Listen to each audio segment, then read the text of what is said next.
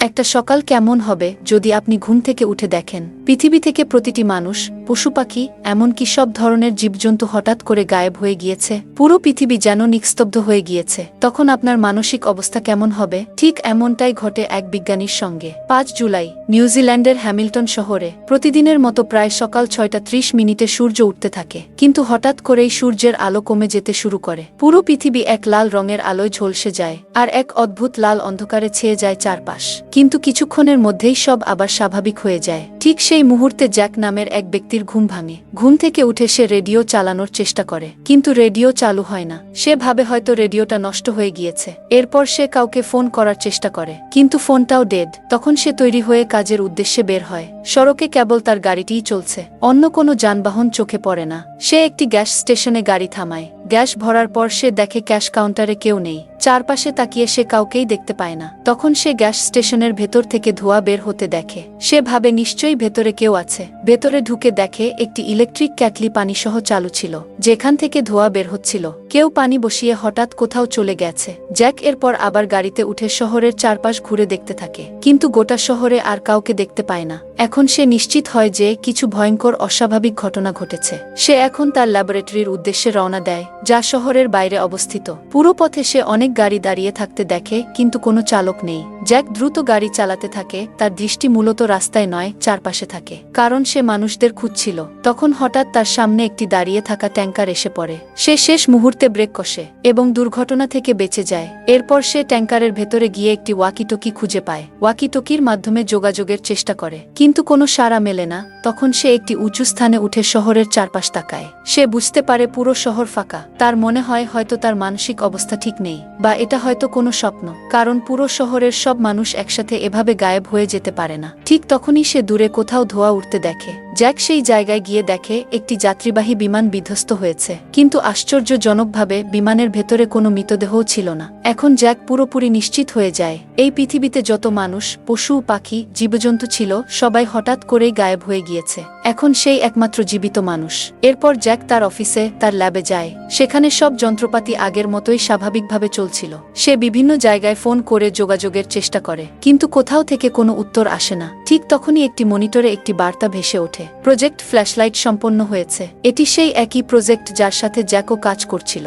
এখন Jack control রুমে যায়। সেখানে গিয়ে দেখে তার সিনিয়র হেড অফিসার চেয়ারে বসে আছেন। তাকে দেখে জ্যাক খুব খুশি হয়। সে এগিয়ে গিয়ে তার কাঁধে হাত রাখে, কিন্তু সঙ্গে সঙ্গেই তার বস নিচে পড়ে যায়, কারণ সে মারা গেছেন আর এটি তার মৃতদেহ ছিল। যেহেতু তার দেহ কন্ট্রোল প্যানেলের উপর পড়েছিল, তাই সেখানে জরুরি অ্যালার্ম বেজে ওঠে এবং ল্যাবের সব দরজা বন্ধ হয়ে যায়। জ্যাক ভিতরে আটকে পড়ে। সে যে কোনো মূল্যে সেখান থেকে বের হতে চায়। বের হওয়ার আগে সে একটি রেকর্ডারে বলেন যে, আমাদের একটি প্রজেক্ট ছিল যার নাম ফ্ল্যাশলাইট। এর মাধ্যমে আমরা পুরো পৃথিবীতে তার ছাড়া বিদ্যুৎ পাঠানোর চেষ্টা করছিলাম, কিন্তু এটি সম্পূর্ণভাবে ব্যর্থ হয়েছে। আর এই প্রজেক্টের কারণেই এই পৃথিবী থেকে মানুষ, পশুপাখি সবকিছু অদৃশ্য হয়ে গিয়েছে। আসলে এখন জ্যাক বুঝতে পারে যে তাদের এই প্রজেক্টের কারণেই পৃথিবীতে এত বড় পরিবর্তন এসেছে। এরপর জ্যাক দরজায় বিস্ফোরণ ঘটিয়ে বাইরে বের হয়ে আসে। এরপর সে একটি রেডিও স্টেশনে যায় এবং একটি সম্প্রচার করেন। সে বলেন, আমার নাম জ্যাক। সম্ভবত আমি এই শহরের একমাত্র জীবিত ব্যক্তি। যদি আমি ছাড়া আর কেউ বেঁচে থাকেন, তাহলে আমার সঙ্গে যোগাযোগ করুন। সে তার নম্বরও বলে দেয়। জ্যাক শহরের বিভিন্ন জায়গায় ঘুরে ঘুরে সেই নম্বর লিখে রাখে, যাতে যদি আর কেউ জীবিত থাকে তারা তার সাথে যোগাযোগ করতে পারে। কিন্তু অনেক দিন পেরিয়ে যায়, কেউ কোনো ফোন করে না। এখন জ্যাক পুরোপুরি নিশ্চিত হয়ে যায় যে সেই এই পৃথিবীর একমাত্র জীবিত মানুষ। এই শহরের প্রতিটি জিনিস এখন তার নিজের, কিন্তু মানুষ নেই, পশুপাখি নেই। ফলে সে প্রচণ্ড একাকিত্বে ভুগতে থাকে, যার প্রভাব পড়েন তার মানসিক অবস্থার ওপর। কখনো সে মেয়েদের জামাকাপড় পরে, কখনো প্রেসিডেন্টের বাড়ির ছাদে উঠে বক্তব্য দিতে শুরু করেন। তার মানসিক অবস্থা এতটাই খারাপ হয়ে যায় যে সে চার্চে গিয়ে যিশুর মূর্তির ওপর গুলি চালায়। এরপর সে একটি বিশাল ট্রাক নিয়ে দোকান আর ঘরবাড়ি ধ্বংস করতে শুরু করে। অবশেষে সে এতটাই হতাশ হয়ে পড়েন যে বন্দুক নিজের মুখে ঢুকিয়ে আত্মহত্যা করতে চায়। কিন্তু ঠিক তখনই সে উপলব্ধি করে এটা করা ভুল। যদি সে এই পৃথিবীতে এখনো বেঁচে থাকে, তাহলে নিশ্চয়ই এর পেছনে কোনো কারণ আছে। সে সিদ্ধান্ত নেয় এই নতুন জীবনকে নতুনভাবে উপভোগ করবে। তাই সে সমুদ্রের ধারে যায়, সেখানে মজা করেন, এরপর বাড়ি ফিরে আসে। কয়েকদিন সে এমনই একটি রুটিন কাটাতে থাকেন।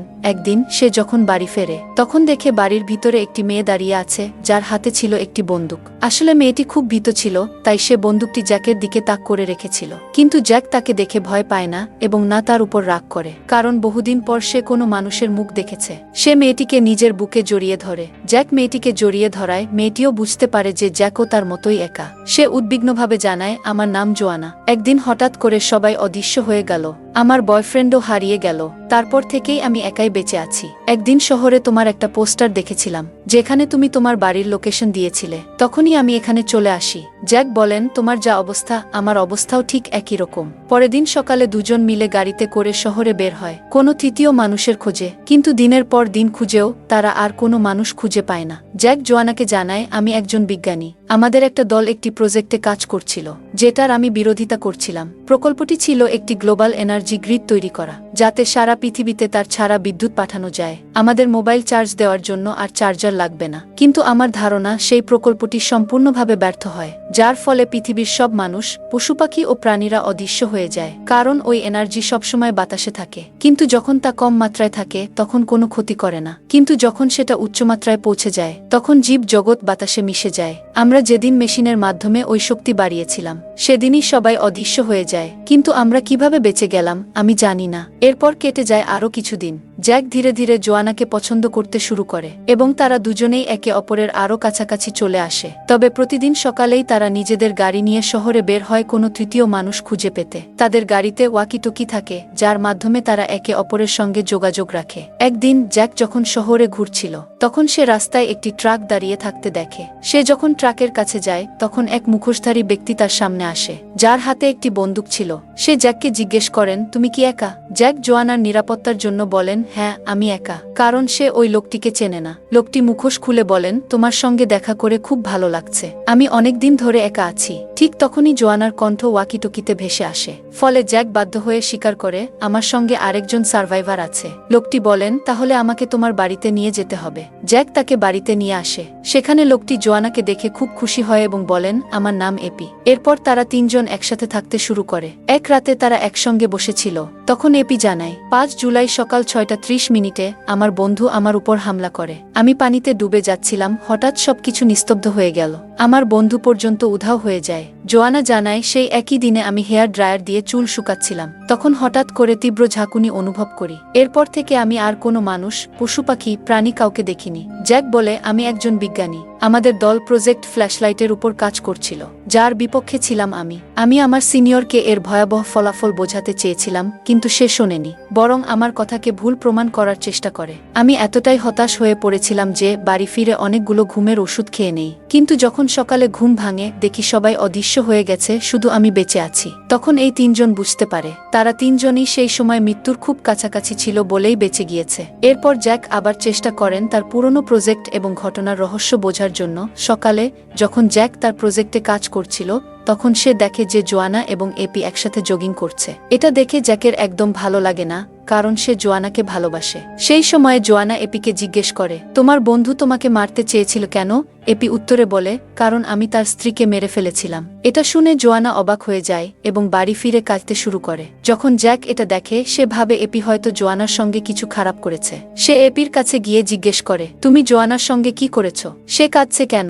এপি বলেন, আমি তো কিছু করিনি। এতে জ্যাক খুব রেগে যায়, কারণ তার মনে হয় এপি মিথ্যে বলছে। তাই সে এপিকে ধাক্কা দিয়ে নিজের গাড়িতে উঠে চলে যায়। এবার এপিও রেগে যায় এবং নিজের গাড়ি নিয়ে জ্যাককে ধাওয়া করে। সে জ্যাকের গাড়িতে ধাক্কা মারে, যার ফলে জ্যাকের গাড়ি রাস্তার পাশে গিয়ে পড়ে। এরপর এপি জ্যাকের কাছে যায়। তখনই তারা দুজন লড়াই শুরু করে। ঠিক সেই সময় জোয়ানা এসে হাজির হয়। তার হাতে একটি বন্দুক ছিল।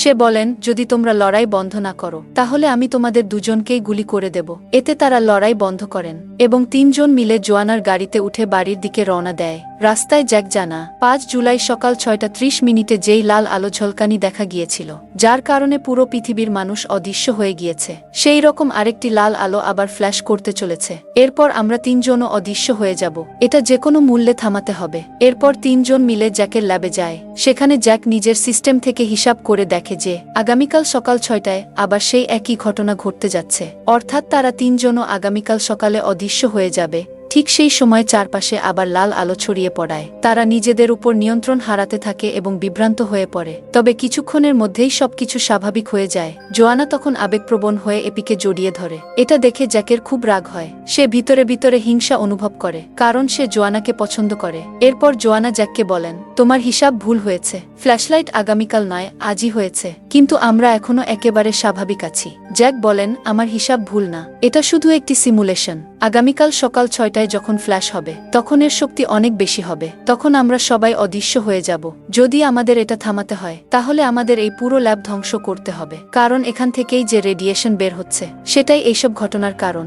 এরপর তারা সিদ্ধান্ত নেয় যে ল্যাবটিকে বিস্ফোরণ ঘটিয়ে উড়িয়ে দিবে। এজন্য তারা একটি ফ্যাক্টরিতে যায় যেখানে অনেক বিস্ফোরক পদার্থ মজুদ ছিল। তারা সেগুলো একটি ট্রাকে লোড করেন।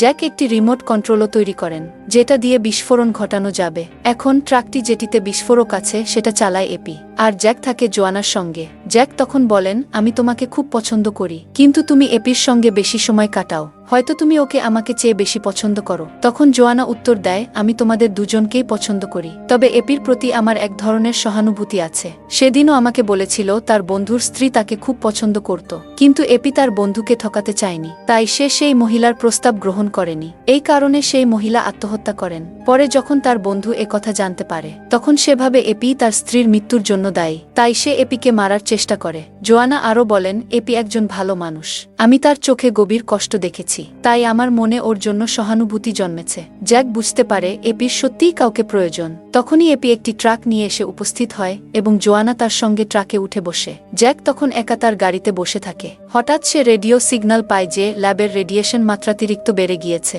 একই সঙ্গে জানা যায় এপি যে ট্রাকটা নিয়ে এসেছে সেটির ভেতরে বিস্ফোরক রয়েছে।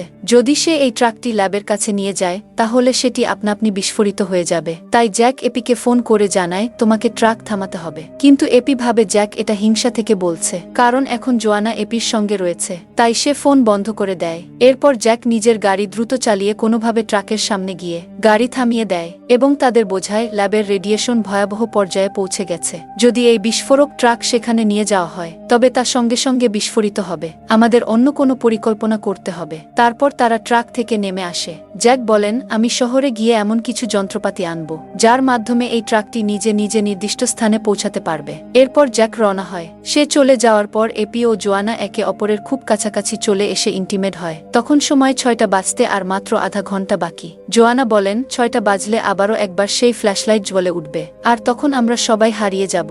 এখনো পর্যন্ত জ্যাক ফেরেনি। এপি বলেন, যদি সে না ফেরে তবে আমি নিজেই ট্রাকটা নিয়ে ওই জায়গায় যাব এবং তোমাদের বাঁচাবো। ঠিক সেই সময় তারা ট্রাকের শব্দ শুনতে পায়। তারা দেখে জ্যাক নিজেই ট্রাক চালিয়ে ল্যাবের দিকে যাচ্ছে। আসলে জ্যাকের মধ্যে একটা অপরাধবোধ কাজ করছিল। সে নিজেও সেই প্রকল্পের অংশ ছিল, যার কারণে সবাই অদৃশ্য হয়ে গিয়েছিল।